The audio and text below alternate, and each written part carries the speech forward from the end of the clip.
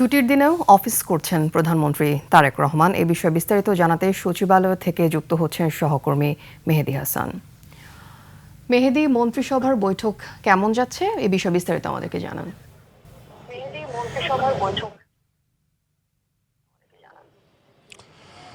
আফিফা, ধন্যবাদ আপনাকে। আপনি যেমনটা বলছিলেন যে আজকে ছুটির দিন, কিন্তু ছুটির দিনও ক্যাবিনেট মিটিং হচ্ছে। তো সচিবালয় অনেকটা ফাঁকা ফাঁকা থাকলেও ক্যাবিনেট ডিভিশনে বেশ ব্যস্ততা। এবং আপনি জানেন গতকালকেই প্রধানমন্ত্রী দিনাজপুরে খাল খনন কর্মসূচির উদ্বোধন করে এসেছেন। এর আগে কয়েকদিন আগে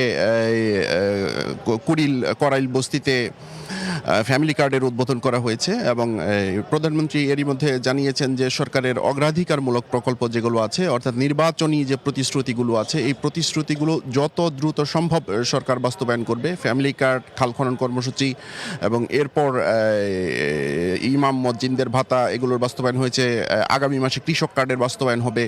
তো এই কারণে প্রধানমন্ত্রী খুব নিয়মিত অফিস করছেন, এমনকি ছুটির দিনেও অফিস করছেন। এইসব বিষয়গুলো নিয়ে কাজ চলছে। তো এইসব বিষয়ে অর্থায়ন কিভাবে হবে এটা নিয়ে আজকের বৈঠক হওয়ার কথা রয়েছে।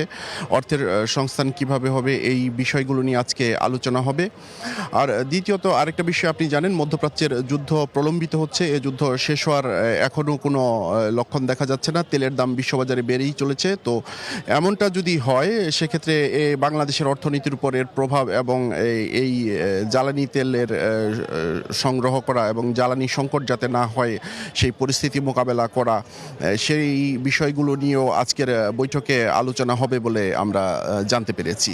আফিফা, এই ছিল আমার কাছে সবশেষ। মেহেদী, ধন্যবাদ আপনাকে।